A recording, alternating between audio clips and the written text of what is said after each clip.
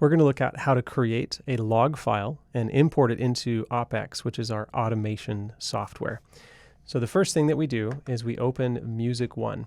You can find the Music One app here at the bottom as the pie chart icon, or on the left, and again the pie chart icon.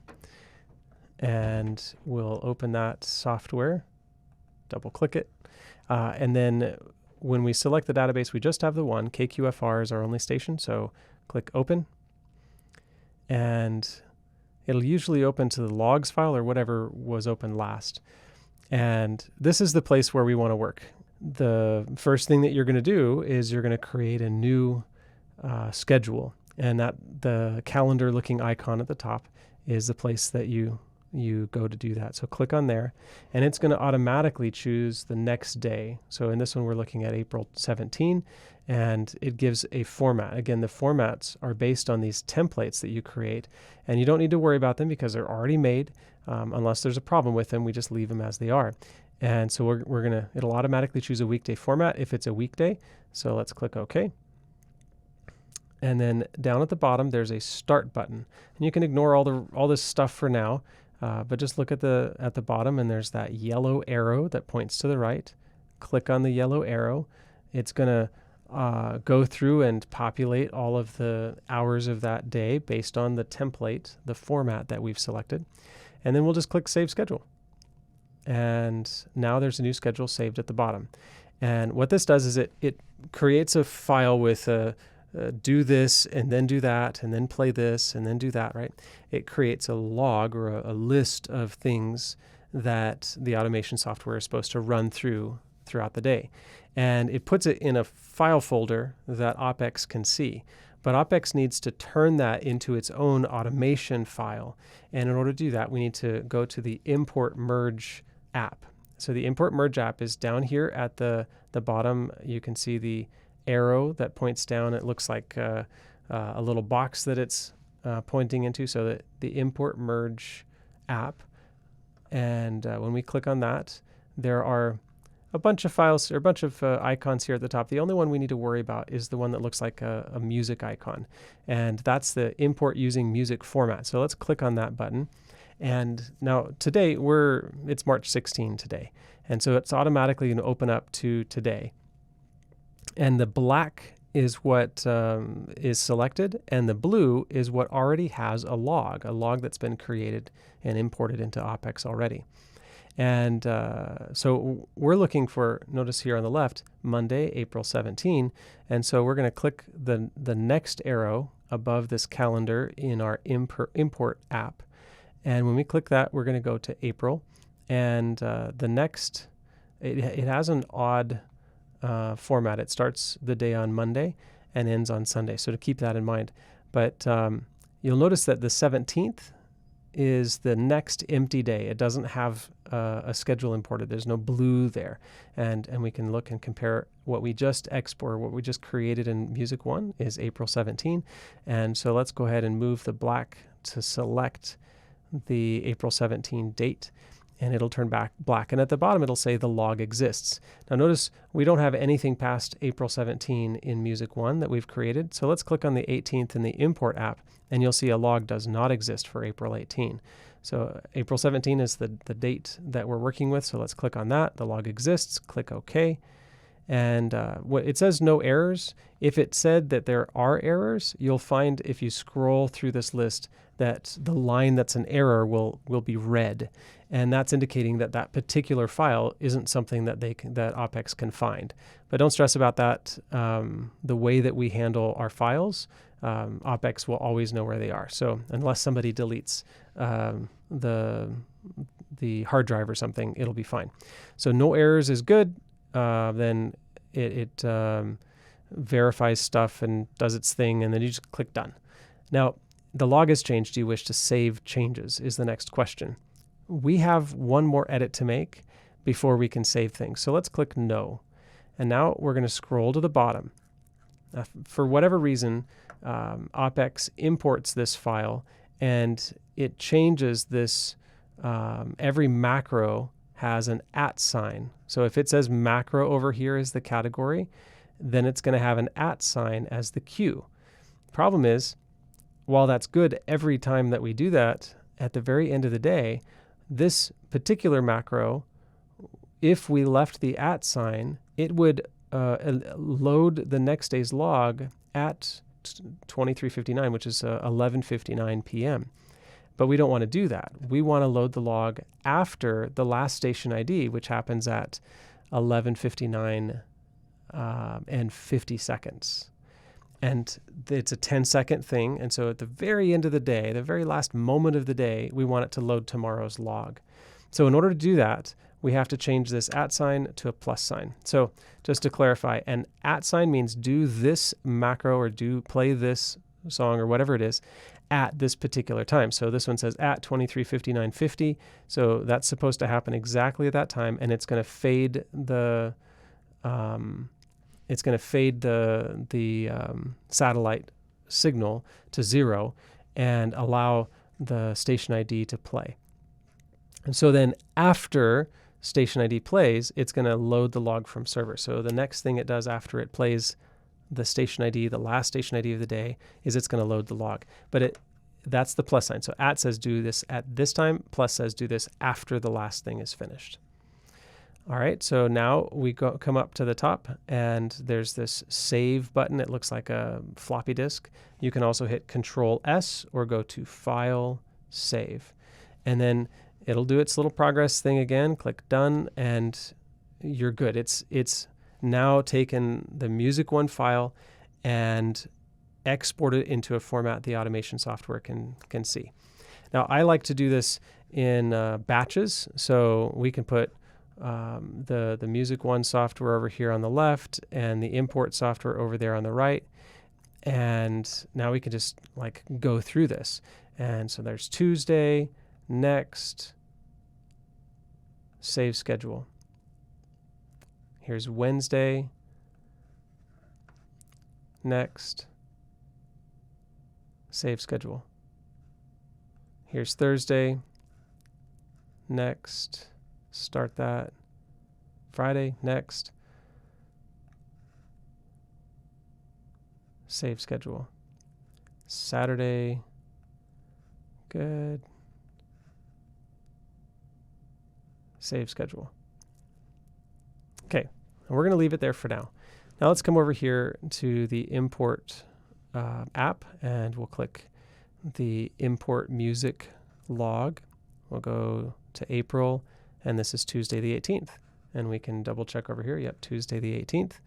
Okay, so let's click OK in the import app. No errors is good. Done. Don't save. We scroll down. We change this to a plus sign. We click OK. We click Save. We click Done.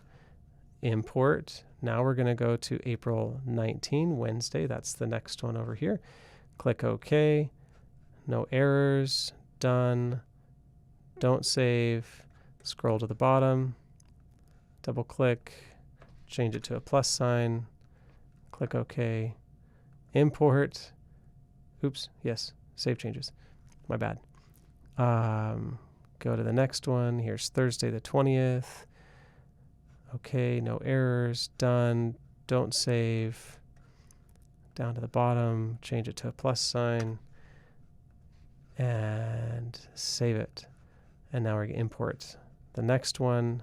Now we're on Friday, the 21st. Next, no errors, done. Don't save, scroll to the bottom, double click, change it to a plus sign, OK, save. And now there's one more, and it's a little unique. Saturdays have the distinct addition of having a locally run program called In the Bible, and that's our sermon series for the church.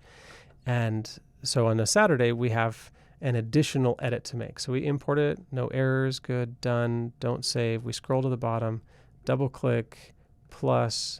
Now there's one other macro here, and we're going to scroll up to the 10 o'clock hour. Do you see this 10 o'clock? Here is the In the Bible program, and we want to unmute. Notice that this says mix fade 0 to 100. The 0 is the volume, and 100 is like the lowest volume is 0, muted, and the highest volume is 100. So we want to go from 0 to 100, and then the next number is 250. That's the milliseconds that it takes. So this is a quarter of a second. It's going to unmute and fade in the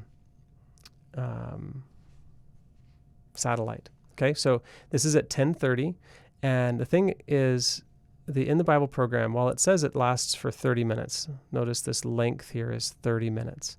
It doesn't always actually last for 30 minutes. It might be 29 minutes, it might be 33 minutes, or even 45 minutes. And so that's defined by the automation software. When it pulls the next file, it'll know how long that is. But this @ sign says unmute the satellite at 10:30. Now, if the in the Bible program was a little bit long and went till 10:35, then you'd be playing in the Bible for 5 minutes while the radio station was also playing during that same 5 minutes, because you've unmuted the satellite rather, at 10:30, even while the in the Bible program is continuing to play from the computer. So you don't want to do that. In order to prevent that, we need to make this, instead of an @ sign, a plus sign. So now the satellite is unmuted or fades back in whenever in the Bible is finished. Whether that's 35 minutes or 29 minutes or 45 minutes, it's gonna wait until in the Bible is done and then immediately fade in and play the satellite. Okay, so we've changed the bottom to a macro to a plus, and we've changed the 10:30 unmute macro to a plus sign here in the queue, and now we can click save and done. Now this is the end. We've created logs for the whole week. We've imported them all into OpX, and we can close these softwares. Now I want to show you what happens really quick in Music One. So what I just opened is the little speaker icon at the bottom. That's the audio server. And then this is the Studio X, and OpX's Studio X is kind of the thing that runs the radio station. And it's based on this log that's imported into OpX through the import merge thing that we just created. Okay, so at the end of the day, it loads this log from the server, and you can manually load the log while you wouldn't want to. You can say loading log from server will override any edits. That's fine. And boom, it's going to load today's. Now, basically what I just did is I overwrote what was there already. And since it's just creating the same thing, and we only play the station IDs and promos and stuff at the end of the hour, so I haven't changed anything with the radio station. It continued to play when I did that. But you don't really want to do that. It automatically does that at the end of the day, and then when it's going through these, it'll just take the next one.